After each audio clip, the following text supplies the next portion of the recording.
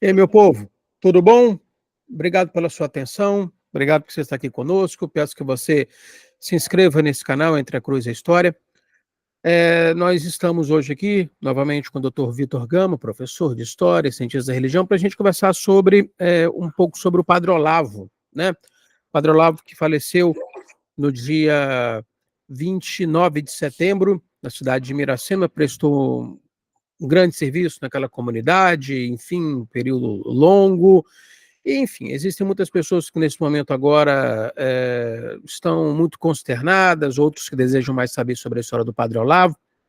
Nós não vamos atuar como devotos, né? Enfim, mas dois historiadores conversando, né? O Vitor Gama e eu temos bastante interesse pela história presente da diocese. Enfim, o Vitor tem suas pesquisas no mestrado, doutorado voltado para a TFP, que também tem relação com a Diocese de Campos. Enfim, isso abarca necessariamente a biografia do Padre Olavo. Vitor, muito obrigado pela sua presença aqui. Vamos conversar um pouquinho sobre o Padre Olavo, você que já disse em outros vídeos, reputo ser uma das principais autoridades do Brasil, quiçá a principal autoridade hoje, no que tange a questão da TFP, do conhecimento relacionado à TFP, direitas católicas, enfim. Muito obrigado, tenho certeza que você vai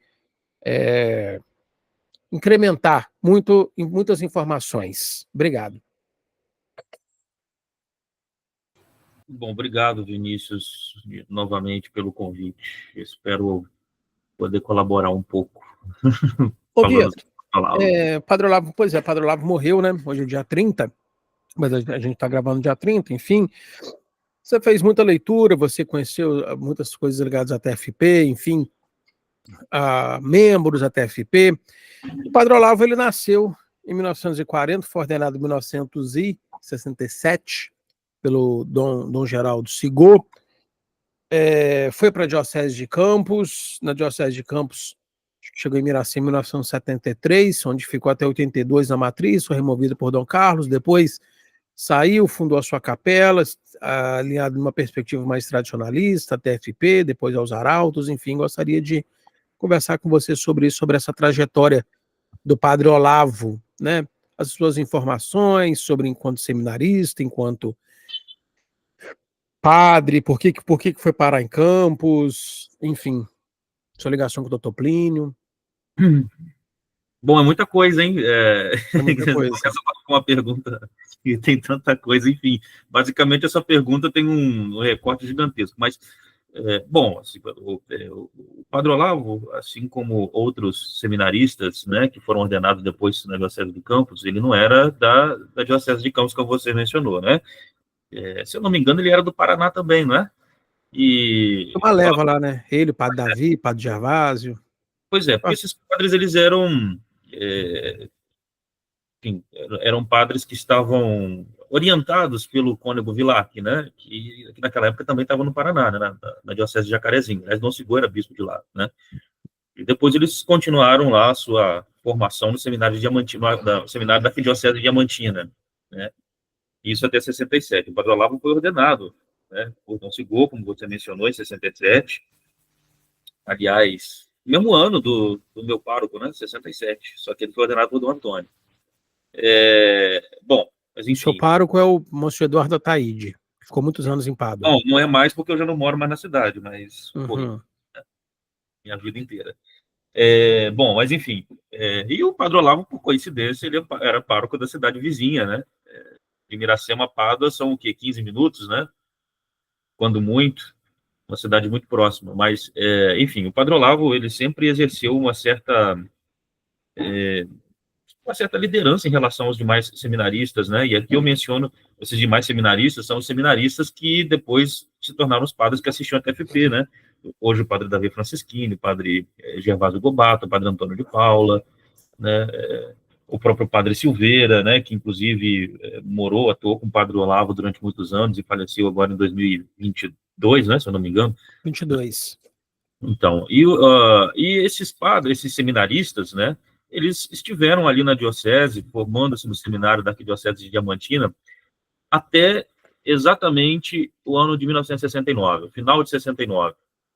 E a saída deles se deu motivada pelo Padre Olavo e por conta da da mudança do rito da missa em 69, né?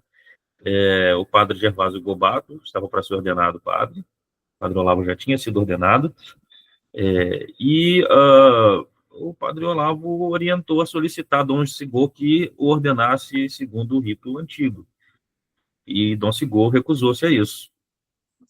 O Então, padre Gervásio. padre Gervásio. Então, o padre Olavo orientou esses seminaristas, então, a que saíssem, né? Nas férias de dezembro, janeiro de 68, o padre Olavo foi a Campos, acertou-se com Dom Antônio para que esses seminaristas fossem para lá, né, para terminar sua formação lá em Campos. E assim foi. Eles, na verdade, não saíram porque eles quiseram, mas porque essa situação de tensão ficou muito delicada, né? Então, eles foram convidados a retirarem-se e foram, então, para a Diocese de Campos. E nisso saíram vários.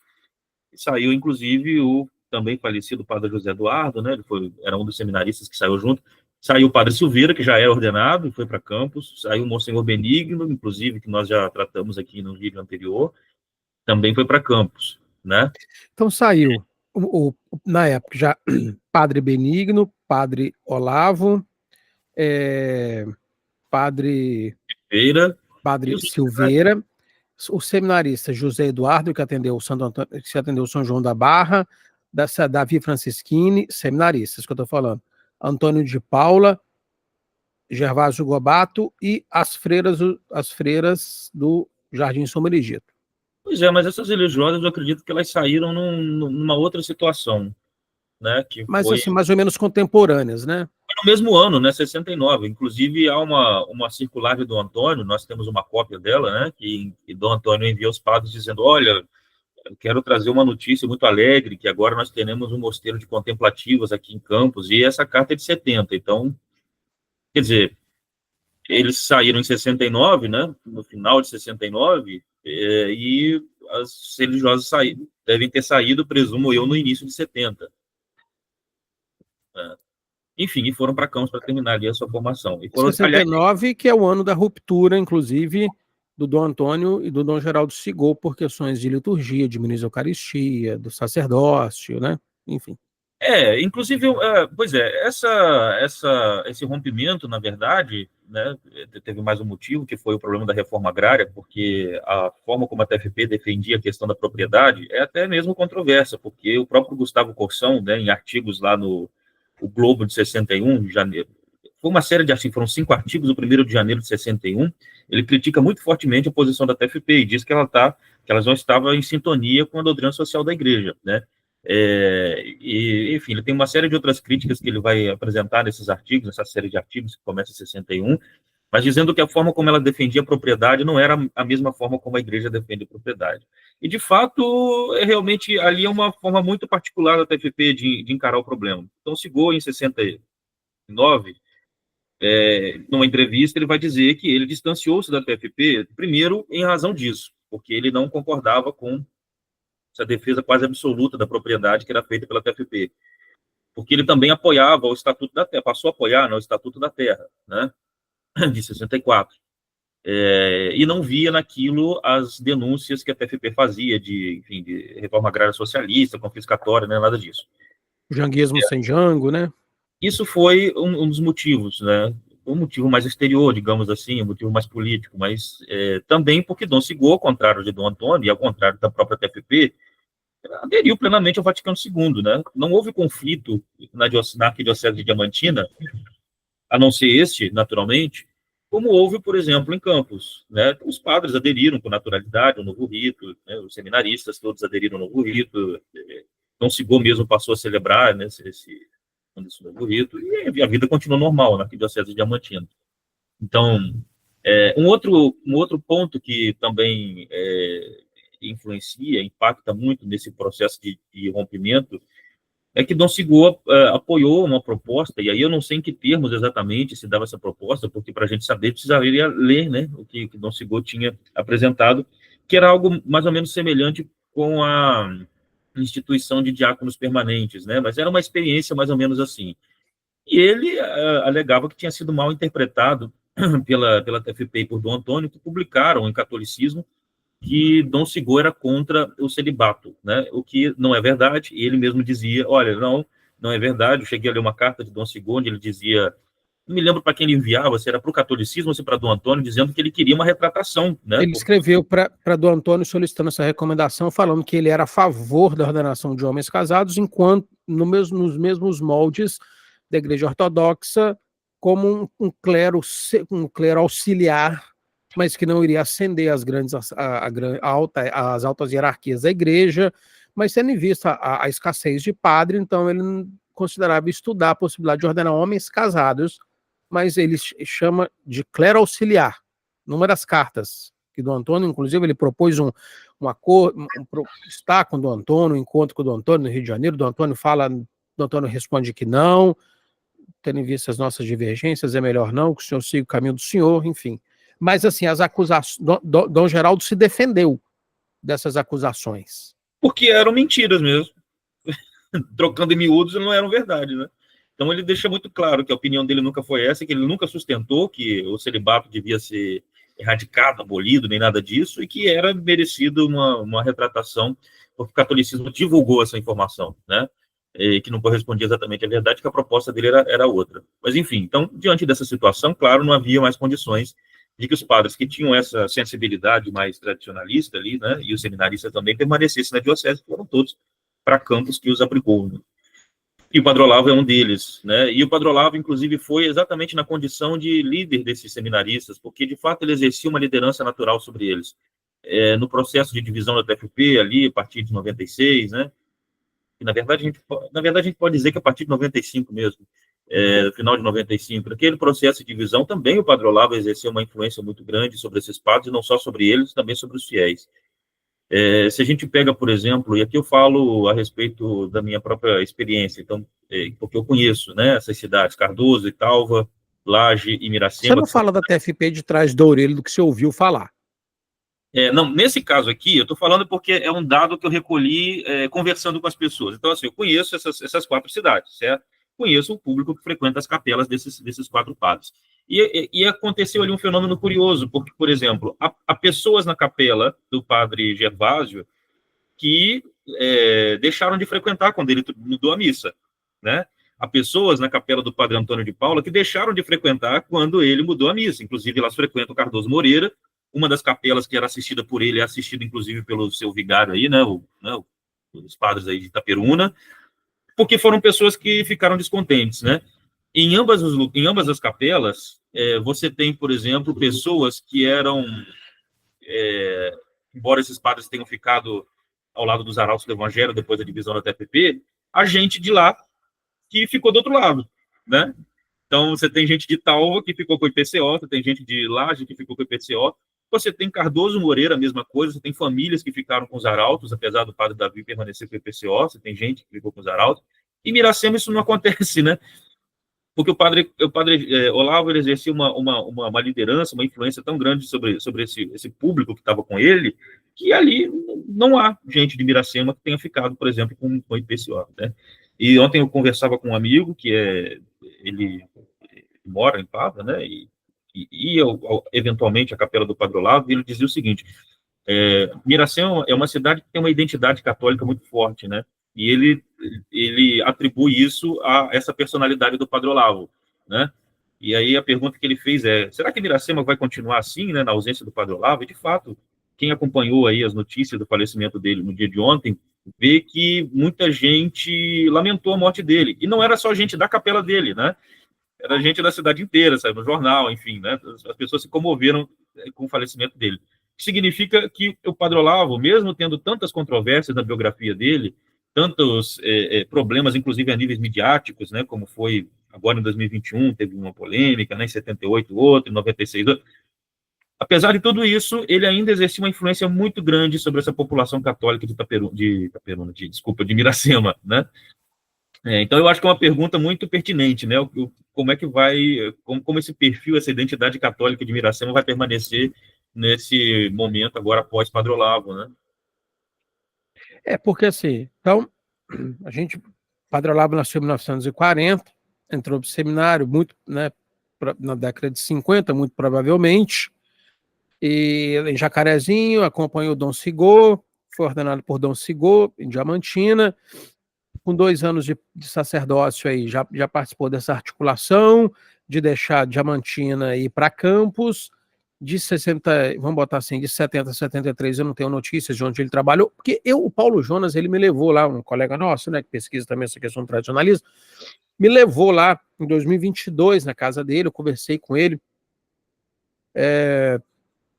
colocar ele pediu para não gravar nada, e aí, mas nós conversamos durante um bom tempo, eu lembro que eu tomei um café maravilhoso, assim, café mesmo, café, eu nem sou mutado da café, mas um café muito bom, que ele nos serviu lá, foi muito amável, muito gentil,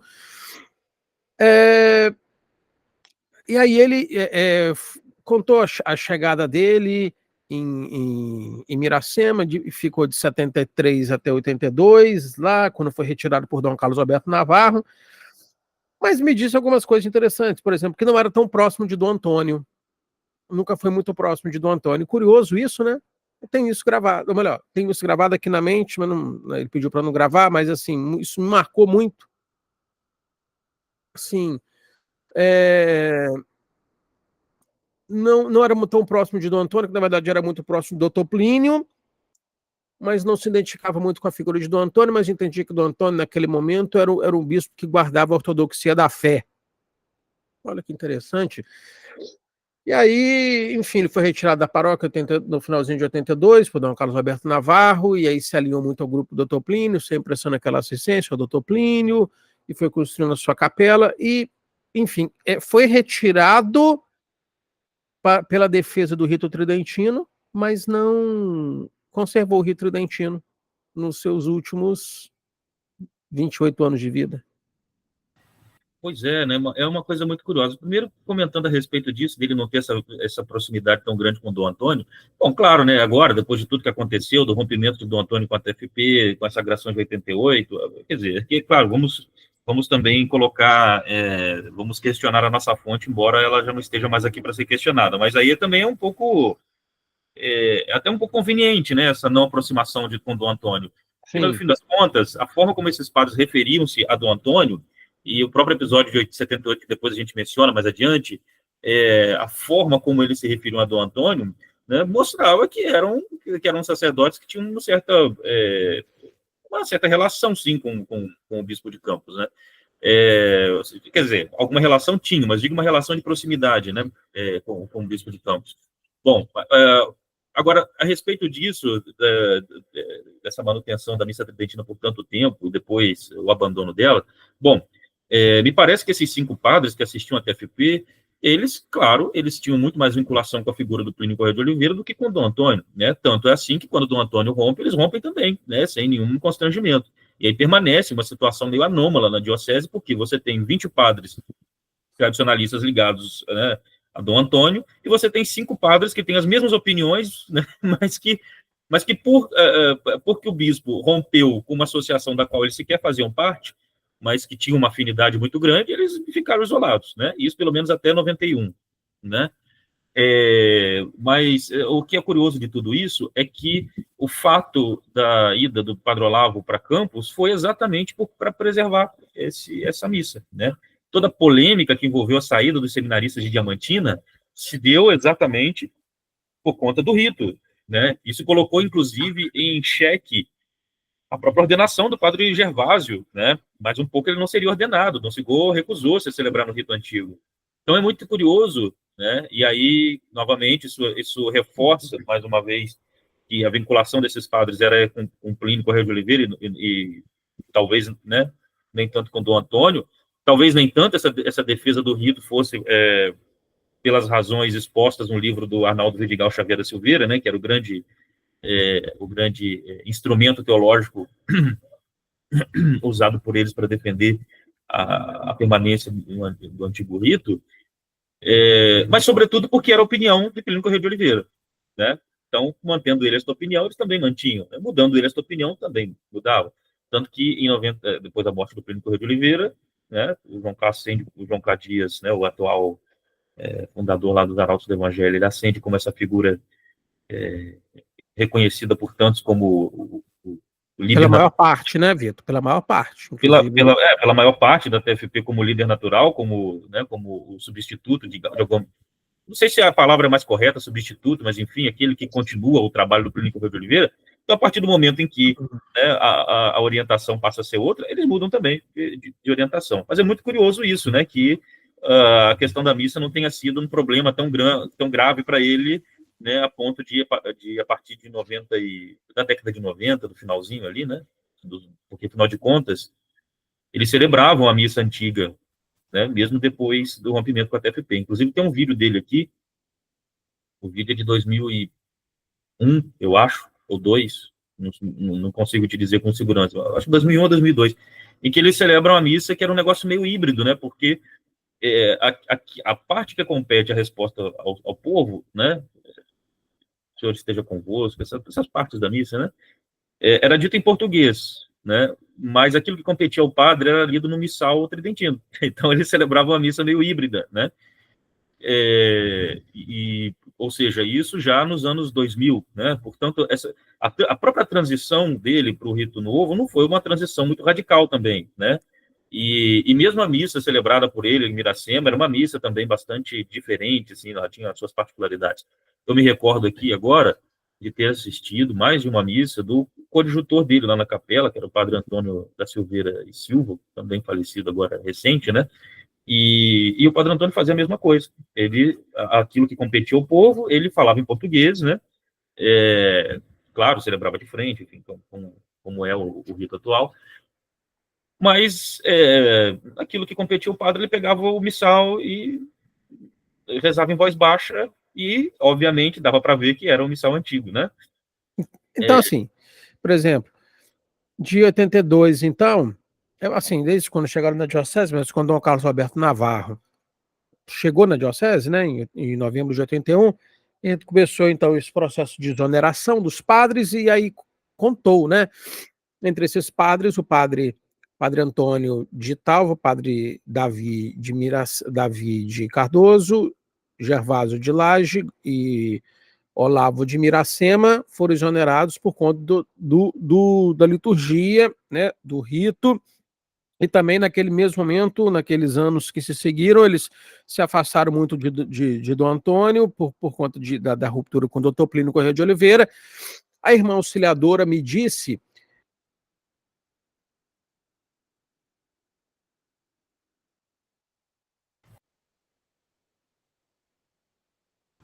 Você ficou sem áudio. Continua sem áudio.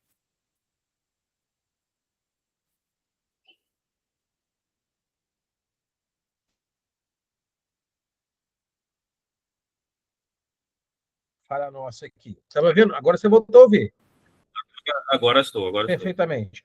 A irmã auxiliadora, que foi secretária de Dom Carlos Alberto Navarro, me disse que eles iam sempre lá, né? Eles estavam sempre lá, enfim, pegando os santos olhos. Aí eles tinham um santo escrúpulo de não olhar ninguém nos olhos, né? Chegavam lá, não olhavam para a irmã auxiliadora, não olhavam para as mulheres, enfim, para as pessoas que estavam lá nos olhos, sempre com a cabeça baixa, com muito recato, pedindo os santos olhos, e em seguida iam embora, né? Então eles ficaram sem bispos também, meio que num limbo, né?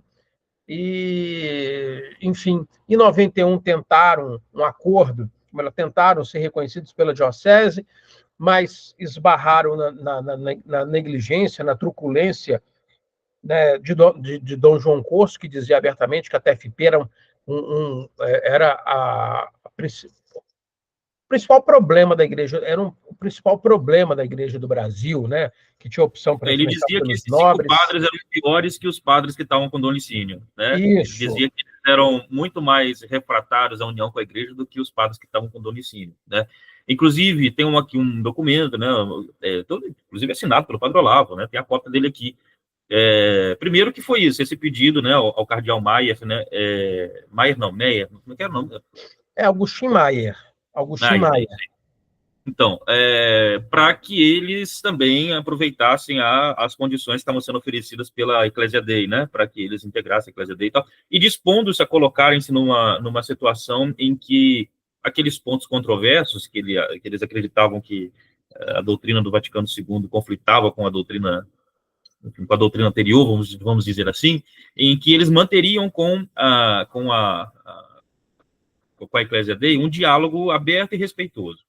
Então, uma acusação que Dom João Corso fazia a esses padres, porque de fato Dom João Corso tinha assim, uma posição muito dura em relação à TFP, muito contrária, ele dizia que, na verdade, esses padres tentaram enganar a Santa Sé, porque eles prometeram, né, manter esse diálogo franco e respeitoso e nunca mantiveram esse diálogo franco e respeitoso. Quer dizer, eles permaneceram sustentando as mesmas opiniões que estavam ali no livro do Arnaldo Xavier da Silveira, né, permaneceram sustentando posições muito semelhantes às dos padres de Campos, mas, segundo Dom Corso, né, dando uma espécie de enganada na Santa Sé, porque aquelas questões que eram conflitantes, né, eles simplesmente não tocaram no assunto.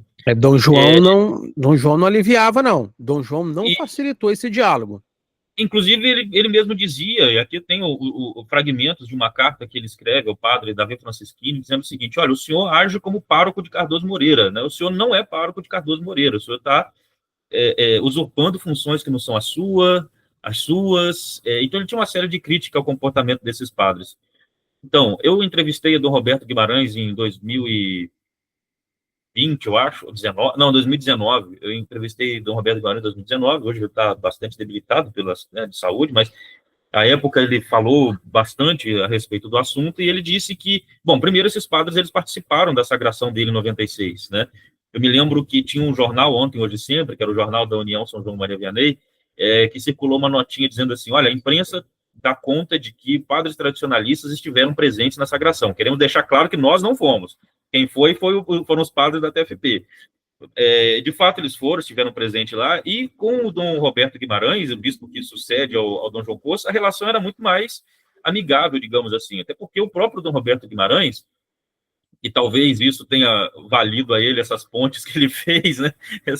Os problemas de coração, porque, coitado, ele mesmo disse isso na entrevista, ele falou assim: eu acho que parte dos meus problemas de saúde são por causa daquela crise, porque ele chegou exatamente com o objetivo de tentar amenizar o problema, de encurtar os caminhos. Ele conta que foi dito aos padres, né, de Campos, aos padres tradicionalistas, que ele, Dom Roberto, não foi dito aos padres, foi dito em Roma que ele, Dom Roberto, era contra a regularização, né?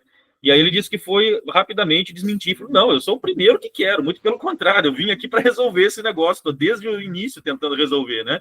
Então, aí ele conta que esses padres, a partir de 96, a partir o primeiro documento que eu tenho, Vitor, é de 97. O primeiro documento que eu tenho é de 1997, onde eu digo Dom 96 Roberto... por causa da presença dele nas sagrações, né? Sim, E já foi o primeiro movimento de aproximação. Dom Roberto tornou-se bispo de Campos em janeiro, 7 de janeiro, né? Foi sagrado por Dom Carlos Roberto Navarro na Catedral de Campos, em 7 de janeiro de 96. Já havia a presença desses 4 padres, enfim, e Dr. Plínio morreu em 95, Dom Roberto foi sagrado em 96.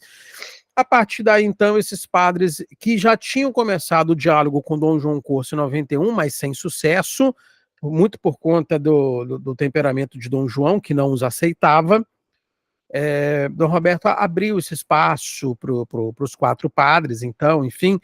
E eu me lembro que a partir desse momento houve essa tentativa de integração que começou a acontecer mesmo, né? Foi acontecendo aos poucos. Eu tenho uma carta de Dom Roberto falando dos 4 padres da TFP, enfim. Há pouco tempo atrás, conversando com um desses padres, esses padres me falou: Dom Roberto nos aceitou, mas o reconhecimento válido, canônico mesmo, quem nos deu o Francisco Ferreira e Paz, Dom Roberto Francisco Ferreira e Paz. Dom Roberto Guimarães nos tolerava, mas quem nos deu o reconhecimento formal mesmo foi o Dom Roberto Francisco Ferreira e Paz. Mas é inegável. O próprio Dom Roberto Guimarães, ele conta na entrevista que visitava esses padres, que tinha uma boa relação com eles, que nunca houve nenhum tipo de problema, de conflito maior com esses padres. Claro, era uma situação diferente, né? Porque, afinal de contas, assim, claro, ele também não erigiu capela nenhuma, paróquia nenhuma para esses padres. Eles ficaram lá atendendo, né, os fiéis deles, né, e vivendo a vida deles lá com uma relativa normalidade. Mas o que Dom Roberto Guimarães diz nessa entrevista é exatamente de que eles não criaram situações incômodas. Então, ele foi deixando, né, esses padres. E assim, o próprio João Clá Dias, né, facilitou. João Clá conseguiu, alegando uma interpretação, uma pastoral mais conciliar, aderiu a uma pastoral mais conciliar,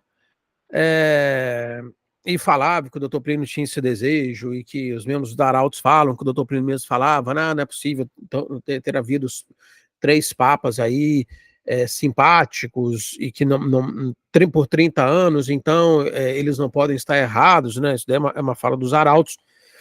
E então... Olha, honestamente, só fazendo um corte aqui, eu já pesquisei muito nos arquivos da TFP a respeito disso, nunca encontrei absolutamente nada, né? Então, há quem sustente, né, que o Plínio Correia de Oliveira, no final da vida, teria feito alguma sinalização de aprovação ao novo rito da missa. Honestamente, eu já procurei, já investiguei, já botei tudo de cabeça para baixo, não achei nenhuma afirmação dele nesse sentido. Muito pelo contrário, eu só encontro informações opostas a isso. Em 1995, o doutor Plínio morreu assistido por 6 padres que praticavam integralmente o rito tridentino, a liturgia tridentina, tanto na missa como na administração dos sacramentos. Mas, enfim, os arautos, com essa informação de que o doutor Plínio já teria dado sinais de uma abertura, considerando a possibilidade de aderir à nova liturgia, enfim, o que foi sustentado pelo padre Olavo, que ele me disse isso, conversando com ele me disse isso, e, enfim, João Clá conseguiu o que os padres de campo, os papas, né, pelo menos João Paulo II, vou botar assim, João Paulo II não conseguiu, Paulo VI, João Paulo II não conseguiu, Dom Carlos Alberto Navarro, Dom João Corso também não.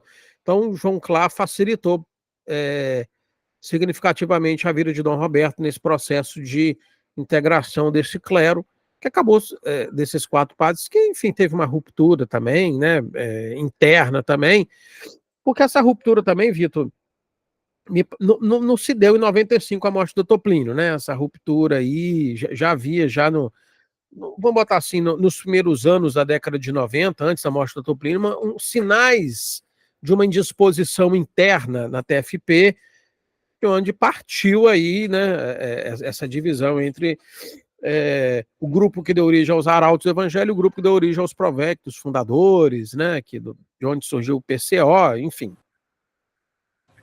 Bom, Vinícius, eu acessei as fontes dessa controvérsia toda a respeito da mudança de opinião de boa parte da TFP, né, a maioria dela em relação à missa. Não me pareceu ser uma coisa orgânica, natural, não me pareceu que aquilo fosse, de fato, a opinião do Plínio Correia de Oliveira, e aqui eu falo a minha avaliação a respeito da leitura dessas fontes, né? É pesquisa, não é sua opinião, é o que você leu, é pesquisa. Mas é uma opinião é a minha apreciação dos fatos a partir do que eu li de toda essa controvérsia. Isso, não é uma coisa de trás da orelha. Não, eu li os documentos de uma e de outra parte a respeito do assunto e, de fato, o Plínio Correia de Oliveira manteve a mesma posição em relação à missa, isso não teve alteração nenhuma. Claro que se um dia eu encontrar alguma coisa que me prova o contrário, eu faço aqui uma correção, mas a princípio não encontrei, né? E, claro, o Plínio Correia de Oliveira era um homem que produzia pra caramba, produzia muito, né? Ele fazia reuniões diárias, então, assim, o material que existe dele uma vida não dá conta para você consultar tudo. Então pode ser que tenha passado alguma coisa, mas eu confesso que eu fiz uma pesquisa minuciosa e até o momento não achei nada.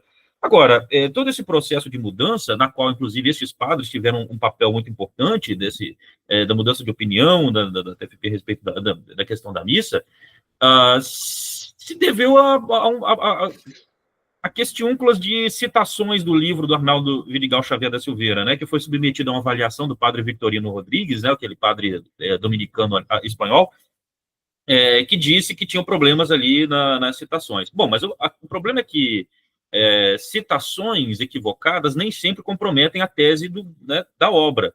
Então, o que se alegava por parte desse setor majoritário ali era de que a obra estaria comprometida. Não sei se a obra estaria comprometida. Nas obras tradicionalistas ali da década de 80, 90, a gente vê frequentemente o livro do Arnaldo sendo citado como uma referência, né?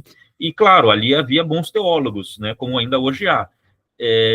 Então, mesmo nos livros dos padres de Campos, depois do rompimento com a TFP, o livro do Arnaldo Vidigal Xavier da Silveira era citado como uma referência. Então, quer dizer, por mais que eles tivessem as suas diferenças em relação à TFP, eles reconheciam naquele trabalho, e aliás o próprio Dom Antônio também reconhecia, O Antônio um valor. recomendou para Dom Lefebvre, inclusive. Foi o argumento de Dom Antônio, para solicitar Paulo VI para permanecer com a missa antiga na Diocese de Campos foi o livro do Arnaldo. Então, de fato, ele tem uma robustez teológica que eu, que não sou teólogo, não sei contestar.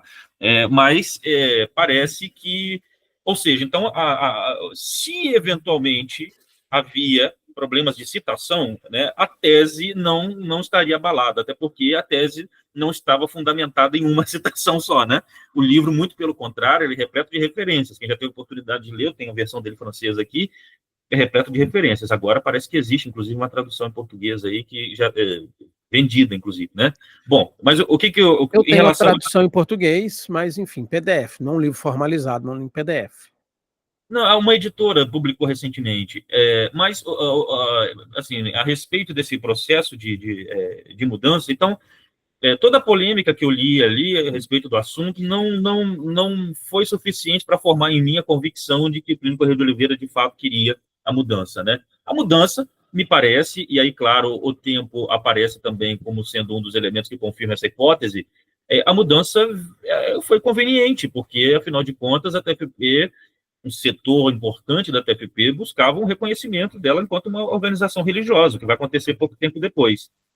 E, claro, as controvérsias em relação à missa, né, elas, se dirimidas, se já não existem mais, facilitaria muito esse processo.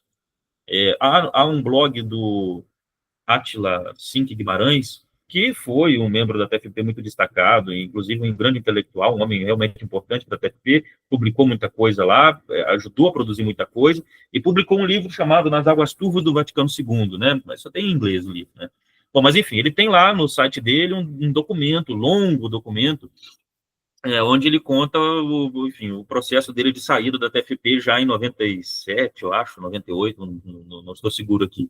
E lá ele menciona um episódio que seria o seguinte, uma espécie de acordo de cavalheiros que teria sido feito por integrantes da TFP. Veja, não era a TFP assim como tal, não era a organização, suas lideranças, mas alguém ali teria feito uma espécie de acordo de cavalheiros com o cardeal Dom Lucas Moreira Neves, dizendo assim, não, nós não vamos entrar nessas polêmicas de concílio, nem nada disso.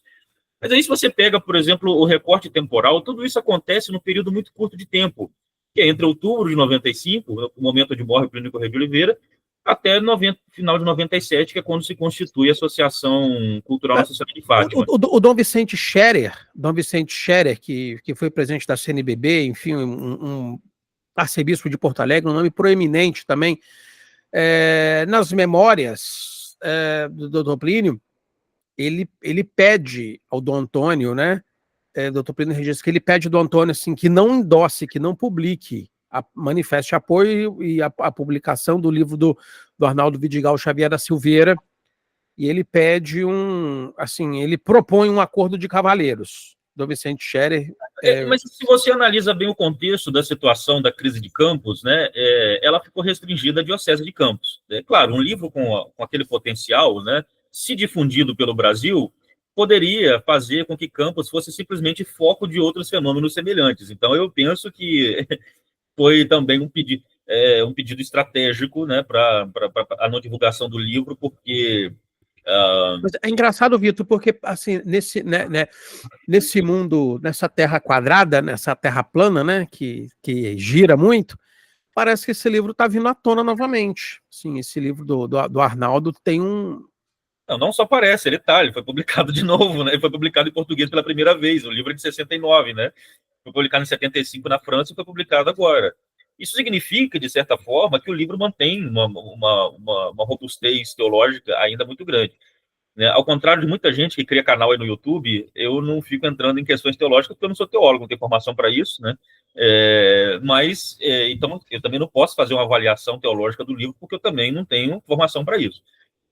Mas, quer dizer, se ele é publicado e é bem recebido, né, por quem tem formação teológica, entende do assunto, significa que o livro mantém alguma atualidade, ou pelo menos mantém alguma importância. E aí a gente precisa também reconhecer que ele é uma das primeiras obras que fazem uma crítica teológica ao Novus Ordo Missae, né? Ele nasce junto com a Nova Missa, ele é de 69.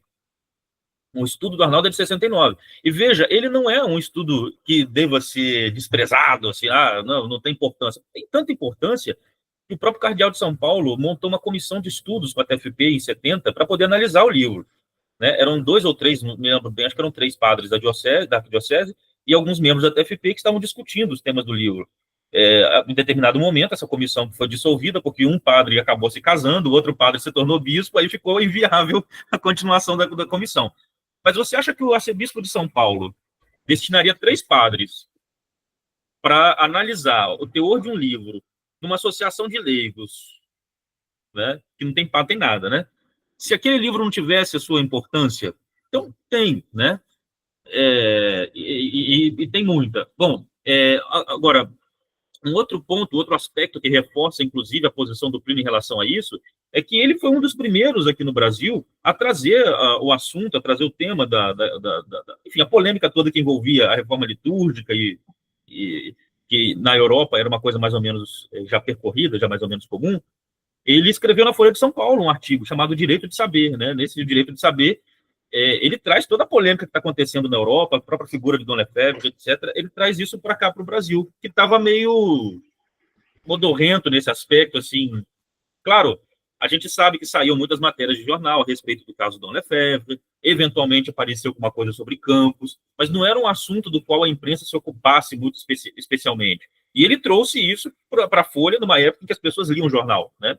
Onde o jornal, né, era fundamental na casa da família brasileira. Ou seja, ele tornou pública uma discussão que antes estava reservada, era nichada. Então, eu acho que também o próprio arcebispo de São Paulo, né, percebeu a capacidade da TFP de tornar isso que a gente vê hoje, por exemplo, tem missa tridentina em tudo quanto é canto no Brasil. Então, eu acho que o que o arcebispo deve ter percebido é o seguinte: a TFP ela tem um mecanismo de divulgação muito eficiente, que são as campanhas, né? As campanhas, os caras iam para cidades onde não tinha nada, lá nos cachichola no fim do mundo, e eles conversavam, né, face a face com a população, conversavam diretamente com ela. Então, esse é um método de propaganda muito mais eficiente do que você impulsionar a publicação no Instagram, que é impessoal. Essa não, você está conversando, olhando no olho das pessoas. Então, eu acho que esses 2 aspectos foram muito importantes. O primeiro, que o Plínio tinha uma coluna de um dos jornais mais lidos do Brasil. Segundo, a TFP tinha um mecanismo de divulgação fundamental, importantíssimo, né, que valeu a ela, inclusive, a repercussão nacional que ela tem até hoje, né? Então, claro, o arcebispo, que não era bobo nem nada, somou ali os fatores e pensou, de fato, se esse livro aqui é divulgado pela TFP, com a capacidade de divulgação que ela tem, né, o fenômeno que hoje a gente vê desse monte de missas tridentinas Brasil afora, provavelmente teria acontecido naquela época, né? Então, tem um site aí que ele inventaria, né, assim, as missas tridentinas ao redor do mundo. Então, o primeiro lugar é os Estados Unidos, tem 500 pontos lá, né, 500 lugares. Aí depois é a França, 200 e tantos. O Brasil vem com 96. Você pode ter certeza, o Brasil seria um fenômeno, claro, eu não sou futurólogo, não tem como adivinhar como é que seria a repercussão. Mas não seria só Campos, né? Seria um negócio muito mais abrangente. Peraí, você está falando hoje, que você está falando, o Brasil tem 96 hoje? Hoje. Não, mas segundo esse site, são mais, claro, eu fui lá, olhei um por um, eu conheço outros lugares que tem, que não estão lá relacionados, né? Tem um site Missa Tridentina, acho que a última vez que eu vi era em torno de 250, por aí. Enfim, sim, a missa tridentina, ela tá num processo de expansão, tem muita coisa acontecendo aí, a expansão da liturgia tridentina, a oposição... Aqui na região, Belo Horizonte, Betim, Contagem, que é onde eu estou, né? Bom, você tem um monte, né? Você tem a Resistência, que atende aqui, você tem a Fraternidade São Pio X, que atende aqui, você tem o Padre Cardoso, que é Sedavacantice, que atende aqui do lado, você tem aqui, né, mesmo em Belo Horizonte, você tem a administração apostólica, e nesse inventário só consta administração. Ou seja, claro, o inventário é desatualizado, tem muito mais lugares de missa. O que eu quero dizer com isso é a questão da proporcionalidade, né? Seria muito mais. Bom, e aí, então, o Padre Olavo, ele que aderiu, então, que conservou a liturgia tridentina, e aí, muito por conta desses escritos que a TFP tinha, enfim, nos jornais da TFP, que era uma instituição muito combatida dentro e fora da igreja, né? Inclusive, em 85, a CNBB recomendou às pessoas que ficassem longe da TFP. Em 78, aí teve uma campanha, mais uma campanha que eles chamam de campanha estrondosa, ou estrondo contra a TFP, que tocou o padre Olavo, que contou com o apoio de Dom Antônio. Eu estou falando de acordo com a leitura do jornal Catolicismo, né? Defesa da tradição, família e propriedade, da moral dos bons costumes, contra a revolução, contra o avanço do comunismo, da secularização da sociedade, a sociedade revolucionária, porque era uma série de defesas, né? A TFP tinha uma série de agendas, a devoção mariana também, que, né, teve pela diocese aí da década de 60, 70, a visita da imagem de peregrino, Nossa Senhora de Fátima, passou por Miracema também. Então, aí parece que o problema ele começou em julho de 78, né? Mas o problema parece que começou com uma questão de o Fantástico, né, que fez a cobertura do assunto, apresentava como excesso de moralismo, né? Mas ele começou com esse assunto e foram 3 programas sucessivos, né? 20 de agosto, 27 de agosto, enfim. Mas aí o que acontece? Me parece que começa com isso e eles foram enxertando outros temas ao longo do tempo, né? Ao longo enfim, da polêmica toda. Então, por exemplo, aí, porque veja, parece que em Miracema o Padre Olavo tinha criado, começou com Miracema, inclusive, né? Ele tinha criado uma coisa chamada Legionárias de Santa Joana d'Arc, que era um grupo de moças, né? Tinha também um de rapazes, mas eu não lembro o nome. E eles eram responsáveis por... Vou usar um termo que não é o mais apropriado, mas é o que vem aqui, né? Por fazer uma vigilância, assim, né? Uma vigilância em relação a, por exemplo, as pessoas que iam à praia, as pessoas que usavam roupas curtas, eles ficavam na porta da igreja monitorando, né, e tal. Então, por exemplo, eu me lembro, tem um fragmento desse programa do Fantástico. E um clube, piscina. E, exatamente, vai ter um fragmento Mas isso não era uma coisa exclusiva da TFP, isso era uma coisa muito típica da Diocese de Campos. Tem um fragmento desse vídeo no YouTube, e aí nesse fragmento de vídeo, inclusive, eles focam, assim, um negocinho que tinha na porta da igreja, dizendo, não é permitido mulheres de calça, não é permitido mulheres com vestidos transparentes. É uma coisa inteiramente normal, porque todo lugar tem seu código de vestimenta. Se você for no tribunal de bermuda e sandália, você vai ser convidado a voltar para casa, né? Mas, tem impedido de entrar. E você vai ser convidado, e ninguém vai lá na porta do tribunal dizer que aquele é excesso de moralismo, porque existem códigos de vestimenta para cada espaço que você vai frequentar, é uma coisa meio óbvia, né? Mas enfim. Mas, claro, a gente está ali, vamos pensar, estamos em 78 e tal, então o resto do Brasil já estava em outro clima, a igreja no Brasil já estava em outro clima, né? Então aquilo pareceu um negócio meio escandaloso para excesso de moralismo. Então, por exemplo, nos casamentos, sempre. Olha, aliás, antes de falar disso, vou fazer só um parêntese aqui. Mas em algumas igrejas da administração apostólica ainda tem isso até hoje. Eu, quando era criança, eu lembro, na porta da minha paróquia tinha lá o negocinho lá dizendo, olha, citava o Deuteronômio, né? Deus abomina o homem que se veste como mulher e a mulher que se veste como homem. Aí colocava lá, né, que ali era a casa de Deus e que, portanto, os homens deviam trajar-se de tal forma, as mulheres deviam trajar-se de tal outra forma. Normal, para nós ali nunca soou como uma coisa escandalosa. Meu Deus, que absurdo. Por exemplo, eu quando era criança ia à igreja, eu usava bermuda, eu usava camiseta, mas quando eu ia à igreja, eu ia de calça, eu ia de camisa, eu não entrava na igreja dessa maneira. Eu me lembro quando eu era criança, né, o moço Eduardo ficava lá, de vez em quando ele saía, assim, que tinha alguma coisa para fazer, né? Aí sempre que o moço estava saindo assim, a gente ia lá, abria o portão para ele, para o carro sair e tal, né? E eu estava junto com um coleguinha, que era da Cruzada Eucarística também, né? Aí os dois estavam de bermuda, de bicicleta. Aí eu parei do lado oposto da calçada e ele parou exatamente na frente do Monsenhor para pedir a bênção. Aí, enquanto ele parou para pedir a bênção ao Monsenhor, o Monsenhor deu uma bela lavada no menino, porque o menino estava de bermuda. A gente devia ter, sei lá, 10, 11 anos de idade, não sei, né? Aí eu só fui no final, só para pedir a bênção. Eu deixei ele levar o pito, aí no final eu fui lá e pedi. Mas enfim, é por isso, porque ele, né, reconhece que aquele espaço ali não é o adequado, e as pessoas identificam, esse rapaz é daqui da paróquia, e olha só como ele está vestido, quando vem para a igreja, vem com outra roupa. Enfim, o caso é que a Globo fez um estardalhaço a respeito disso, dizendo que havia um moralismo exacerbado. Mas como eu disse, isso era uma coisa muito típica da Diocese de Campos. Em Pádua também, o Monsenhor lá tinha um clube chamado Campestre, né? Tem ainda, existe até hoje. O Monsenhor não dava comunhão. Tem um famoso episódio lá, eu acho que era a mulher do juiz, o Monsenhor tinha acabado de chegar e ela foi comungar de manga curta, ele pulou da comunhão, né? A comunhão para todo mundo não deu para ela. E depois, Aí, bom, então no segundo e no terceiro programa, aí o Fantástico já ampliou, né? Quer dizer, aí já não era mais Miracema apenas, era Miracema, era Laje, era Pádua, era Varriçaia, era Bom Jesus, era Itaperuna, era o Noroeste Fluminense inteiro, o Norte Fluminense inteiro. Bom, mas aí o problema do programa é a confusão que ele faz, né? Porque ele relaciona toda a diocese à TFP, né? Como se a TFP fosse digamos, a orientadora moral da diocese, quando na verdade não era, era uma coisa que foi construída ao longo do tempo ali, né? Então, por exemplo, aí começaram a surgir acusações de alienação parental, né? De que a TFP promovia a separação entre pais e filhos. E aí isso tornou-se também tema do programa. Então acabou virando uma confusão, né? Aí eu dou uma... Havia, assim, por exemplo, segundo os padres do Sagrado Coração de Jesus, eles denunciaram a Nunciatura Apostólica que a TFP vigiava o clero da diocese. Assim, a TFP ela tinha uma função vigilante na diocese. Ela tinha muito prestígio.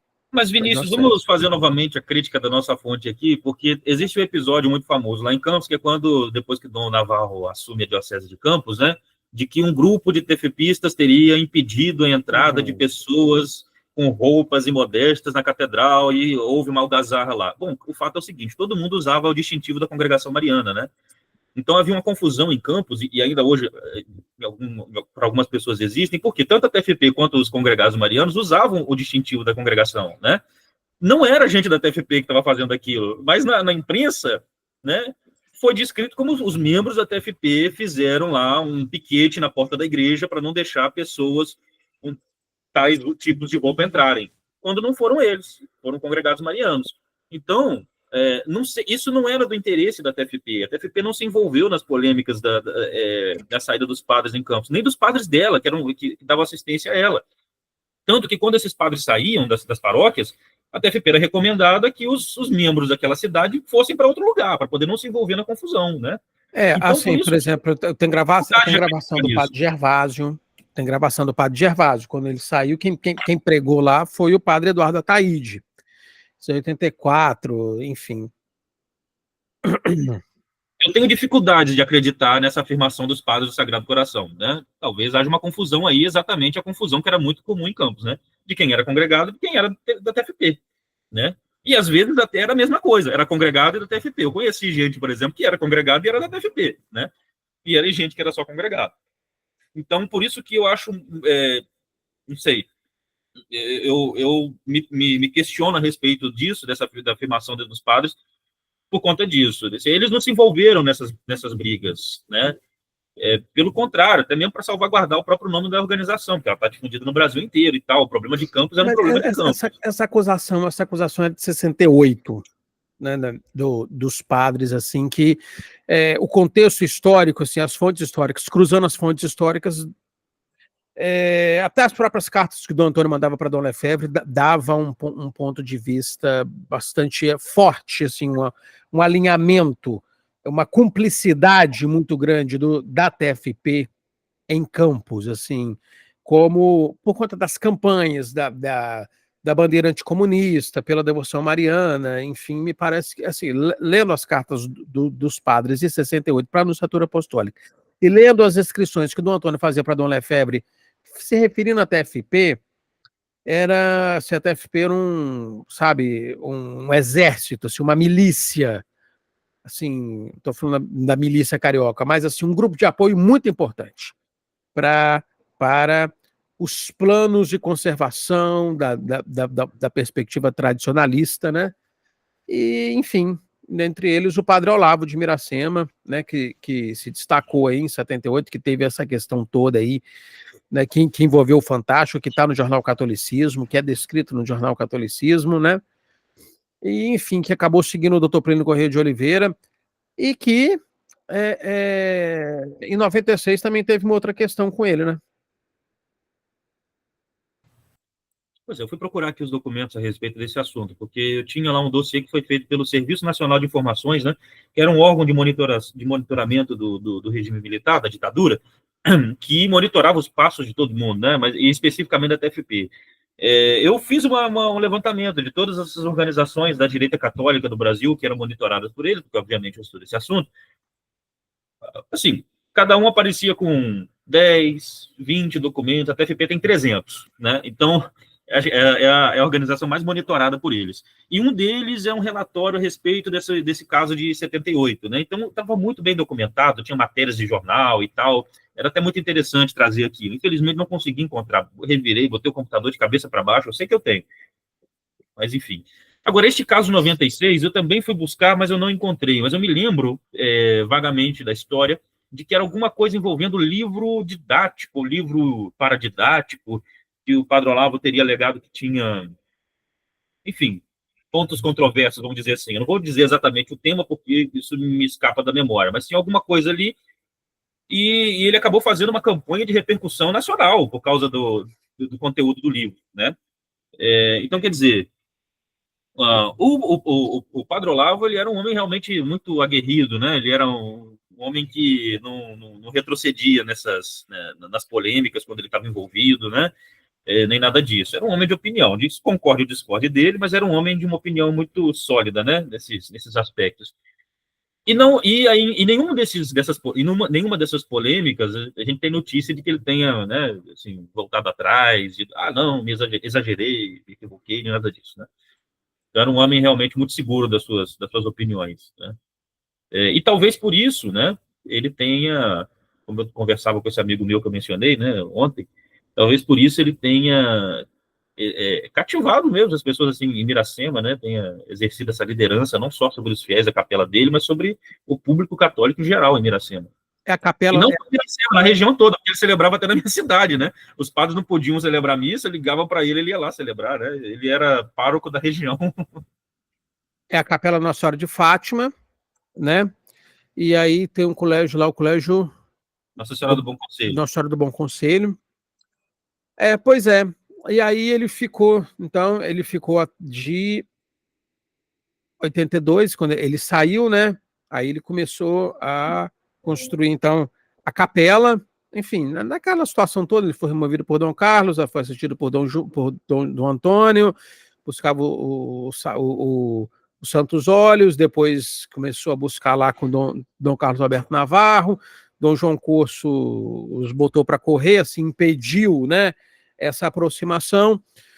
Já com Dom Roberto Guimarães, então, houve essa adesão da TFP aí, né, desses padres à nova liturgia, nesse processo que começou em aproximadamente 97, foi até início dos anos 2000, já no início dos anos 2000 aí, 2001, 99 eu diria, minha vaga memória, mas é de 99, porque já em 99 os arautos do evangelho já tinham movimentos na diocese de Campos, né, daquela campanha Vinde Nossa Senhora Não Tardeis, e que contava com o apoio do padre Gervásio, dos padres Gervásio, Olavo e Antônio, menos o Davi. Enfim, então foi durante o episcopado de Dom Roberto Guimarães em que eles foram deixando a liturgia tridentina e aderindo ao Novus Ordo, né, numa perspectiva muito particular. Por exemplo, o padre Olavo, não sei, o padre Gervásio até bem pouco tempo atrás não tinha ministro de Eucaristia, ele mesmo fazia as leituras, enfim, o padre Olavo parece que foi um pouco mais aberto a isso, né, a liturgia na missa, ele foi um pouco mais aberto. Eu já vi lá, eu tinha uma ministra, inclusive, mulher, né, isso eu me lembro. Claro, eu me mudei de Pago há muitos anos, né, então, eu não... Mas na época que eu morava lá, até 2010, por aí, recordo que tinha uma ministra, mulher, que as mulheres faziam leituras na missa, inclusive. Né? Então, quer dizer... Eu já vi o padre sem batina. Uma vez, na minha cidade, eu estava passando, assim, perto da matriz, lá no centro, né? E vi ele no pátio, apaisando, assim, vestido assim, sem de batina. clésimo, né? Clésimo, terno, enfim, também não estava de camiseta, né? Não estava, mas não estava de batina, só quer dizer. Eles sim. usavam, né? Sim, Foi a única vez também, só uma vez. Ele foi um referencial, né? Assim, e aí morreu agora, né? Em 2024, foi retirado 42 anos atrás da sua paróquia, da Matriz Santo Antônio de Miracema, acabou sendo uma liderança aí no seu grupo, mas a partir aí, nos últimos 25 anos, vamos botar assim, né? Foi acompanhando os arautos do Evangelho, né? Foi acompanhando os arautos do Evangelho e aderiu totalmente ao Concílio Vaticano II, lógico, longe de ser um carismático, longe de ter uma espiritualidade da renovação, longe de ter uma espiritualidade da teologia da libertação, uma perspectiva mais conservadora, mas sim, totalmente integrado. Bom, mas eu na minha dissertação lá do mestrado, né, eu sustentei que a TFP faz uma leitura muito própria do Vaticano II e faz uma apropriação muito própria do Vaticano II. É uma recusa que não recusa, né, porque, afinal de contas, né, a TFP recusa o Vaticano II, muito claramente, mas ela se apropria de algumas possibilidades que o próprio Vaticano II concede a ela. Por exemplo, aquele documento lá do Paulo VI, né, permitindo lá os ministros da Eucaristia de 71, a TFP tinha ministro da Eucaristia, né? Então, porque é uma coisa ambivalente, a gente não pode dizer que a opinião da TFP é fechada, assim, hermética. Quando eu falo de TFP, eu falo dos discípulos do Plínio de forma muito genérica, de todo mundo, né? Estou falando de todo mundo. Todas as organizações, de todos os discípulos que também não estão integrados a organizações, ou seja, a interpretação das coisas do Plínio Corrêa de Oliveira continua acontecendo. A gente está em pleno processo de leitura e de interpretação dele por parte desses vários setores que surgiram aí a partir da morte dele, o falecimento dele em 95. Então, quer dizer, eu vejo, portanto, que o Padre Olavo fez foi uma leitura a mais, né?